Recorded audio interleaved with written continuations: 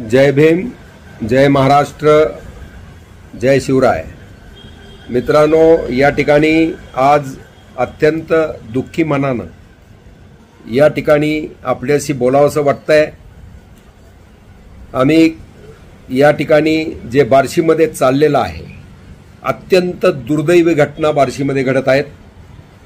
या ठिकाणी सावकाराच्या जाचाला कंटाळून अनेक लोकांनी, शेकडो लोकांनी बार्शीत आत्महत्या केलेल्या आहे. तिथं सुसाईड नोट ठेवली गेलेली आहे. त्यांनी लाईव्ह टाकलेला आहे. आम्ही मोर्चे, आंदोलन, आजच आत्ता मी आमच्या भगिनी संजीवनीताई बारंगुळे आणि सोनालीताई यांचं एक हे पाहिलं की अत्यंत दुर्दैवी घटना या ठिकाणी घडते. गणेश बनसोडे नावाचे दलित आमचे बांधव बार्शी नगरपालिकेमध्ये कामाला होते. वर्षानुवर्ष या ठिकाणी दुर्दैवाची गोष्ट आहे की बार्शीमध्ये अक्षरशः 10%, 20%, 30% पैसे या ठिकाणी दिले जातात. अनेक सावकार एवढे माजलेले आहेत की त्या माजापोटी मी त्याही वेळेला आंदोलनामध्ये बोललेलो आहे, महिलांच्या शरीराची मागणी केली जाते बार्शीमध्ये. इतकी दुर्दैवी आणि नीच कृती या ठिकाणी सावकारांच्या मार्फत बार्शीला केली जाते. कोणताही राजकीय पुढारी किंवा कुणी त्यांना खतपाणी घालत नाही आणि घालू नये अशी त्या प्रत्येकाला विनंती आहे. आज या बनसोडे साहेबांचं घर उद्ध्वस्त अक्षरशः झालं. कुटुंब रस्त्यावर आलं. ती माय माऊली ठाय पुढून रडत होते, टाऊ पुढून. ते मुलगा बारका या ठिकाणी बोलत होता. काय दुर्दैवी घटना आहे, काय चाललंय बार्शीला, आणि ह्या सावकाराचा बंदोबस्त का होत नाही. आज मी पोलिसांचं अभिनंदन करतो. या दुःखद घटनेमध्ये सुद्धा तात्काळ गुन्हा 7 लोकांवरती दाखल केला. 4 सुसाईड नोट म्हणजे मृत्यूपूर्व जबाब आहे. पुरावा ऍक्ट कलम 32 प्रमाणे तो ग्राह्य आहे. कोर्टामध्ये शिक्षा झाल्याशिवाय राहत नाही. जामीन सुद्धा यांचा होता कामा नये. यांना मकोका अंतर्गत माझी पोलीस अधीक्षकांना विनंती आहे, या ठिकाणी महाराष्ट्राला उदाहरण होईल, सॅम्पल होईल, या पद्धतीनं मोका अंतर्गत कारवाई केली गेली पाहिजे. ही संघटित गुन्हेगारी बार्शीमध्ये फोफावत आहे आणि पैसा आर्थिक कारण आहे. जे सिम्पटम्स त्या मोका लावायला लागतात ते यामध्ये आहे. दहशत आहे, मारहाण करणं, 5-5, 6-6 दिवस अमकं एवढ्या दहशतीखाली कुटुंब ठेवणं, रात्री अपरात्री घरी दारी जाणं, महिला भगिनीला असं हे बोलणं. अहो, काय चाललंय बार्शीमध्ये. या ठिकाणी या गुन्ह्याला मोका लावा साहेब, आणि मोका अंतर्गत कारवाई केल्यानंतर महाराष्ट्रामध्ये या अवैध सावकाराचे धाबेदार आणतील. त्याचप्रमाणे या ठिकाणी डीडीआर साहेब, तुम्ही काय करताय?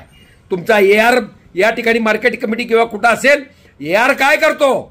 कारण तुमच्या मार्फतीनं सावकारीचे लायसन दिले जातात, परंतु जे लायसन होल्डर यामध्ये काय आहेत, कोण आहेत माहित नाही. फार विचित्र परिस्थिती पैशाची आहे. अत्यंत घाणेरड्या पद्धतीने या ठिकाणी वसुलीला एजंट नेमले जातात. महिला भगिनीला नेमलं जातं. ह्यात कोण आरोपी आहेत हे सुद्धा मी वाचलेलं नाही. तो कुणी बी असो, या ठिकाणी समाजाचा हा कॅन्सर आहे आणि हा लागलेला कॅन्सर या ठिकाणी आपण त्याचं ऑपरेशन केल्याशिवाय, आणि पोलिसाला ऑपरेशन करावं लागतंय आणि त्या दृष्टिकोनातनं केलं पाहिजे. मी आणि दुसरं आव्हान करणार आहे की बार्शीमध्ये एखादं सामाजिक, सगळे आज आमच्या संजीवनीताई एकट्या भांडतायत दिसतंय आपल्याला. एकट्या म्हणजे लढाऊ वृत्ती आहे. सोनालीताई आहेत, बाकीच्या आमचे इतर भाऊबंद आहेत. या ठिकाणी आपल्याला राजकारण विरहित एखादी सामाजिक संघटना, भगवंत ब्रिगेड किंवा कुठलं तरी काढलं पाहिजे, ज्यामध्ये बार्शीमध्ये प्रत्येक टपरी पानाची नाही, मटक्याशिवाय तिथं काय चालतच नाही. अरे सीओ साहेब, त्याला पॉकलन जीसीबीनं कराच चुरा जाग्यावरती. अनेक संसार उद्ध्वस्त झाले. ह्यांनी मात्र मोठे मोठे काय गडी कडी बिडी घालतात हातामध्ये. काय त्याच्यात काय काय चाललंय, कुठं चालली बार्शी या ठिकाणी. या दृष्टिकोनातनं या ठिकाणी मी आरटीआय कार्यकर्ते अत्यंत चांगलं काम करतात. तुमचे हेवे दावे कुणाशी काय असेल गैरसमज, पण सगळ्यांनी एकत्र येऊन आपल्याला कवच कुंडलं येणाऱ्या भावी पिढीला काहीतरी द्यायचं आहे. या दृष्टिकोनातनं आपण एकत्र येऊ. मी कार्यकर्ता म्हणून तिथं काम करायला तयार आहे, पण ह्याचा बंदोबस्तच झाला पाहिजे. आणखी कुकडे साहेब वगैरे अत्यंत डीवायएसपी साहेब, सगळ्यांचं डेरे साहेब अभिनंदन करतो. आणखी जसं वैरागला फिरवले त्या आरोपी, त्याच पद्धतीनं हे सावकार सुद्धा त्यांच्या गल्ली बोळामध्ये फिरवला पाहिजे. आणि आता तुम्ही त्या ठिकाणी याला जामीन सुद्धा झाला नाही पाहिजे. मोका लावा म्हणजे 5 वर्ष आत राहत आहे. दुसऱ्याची ताकद होणार नाही त्या ठिकाणी. हे करायची। आणि त्याचप्रमाणे हे जे रस्त्यावरती आडवी गाडी फायनान्स कंपनीच्या नावानं दहशत चाललेली आहे, पोलिसांना विनंती आहे नागडे करून मारा रस्त्यावर, त्याला काय अधिकार आहे तिथं गाडी अडवायचा? हे कुठलाही कोर्टानं अधिकार फायनान्स कंपनीला दिलेला नाही आहे। आणि त्या दृष्टिकोनातनं इथं गुन्हेगाराला त्या ठिकाणी नेमलं जात आहे। समाजामध्ये ज्याची दहशत आहे, गुन्हेगार आहे, अशी लोक या ठिकाणी यात इन्व्हॉल्व आहेत, याचा सुद्धा बंदोबस्त करा। यामुळे सुद्धा आत्महत्या झालेल्या आहेत। आणि त्या दृष्टिकोनातनं दहशतमुक्त बार्शी करा, आम्ही तुम्हाला साथ द्यायला तयार आहोत पक्षविरहित। एवढंच सांगतो। या ठिकाणी माझा भगवंत नगरीचा रहिवासी या नात्यानं माझ्या माय माऊलीच्या दुःखामध्ये आम्ही सहभागी आहोत।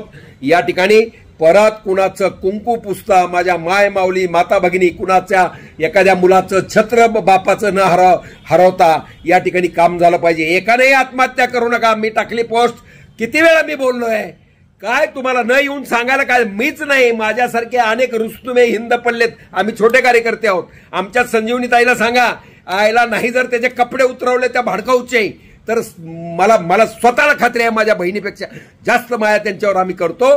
त्या सोनालीताई किंवा बाकीचं त्यांचं म्हणजे काय म्हणतात, कुणाशी काय तुमचे तत्व ही असतील, पण या ठिकाणी आता आम्ही थांबणार नाही। त्या टपऱ्या बिपऱ्या सुद्धा जाळून पेटून टाका। शिवसाहेब, तहसीलदार साहेब, काय कशा करता? कुठल्या नेत्यांनी मध्ये पडू नये, काही कारण नाही मध्ये पडायचं।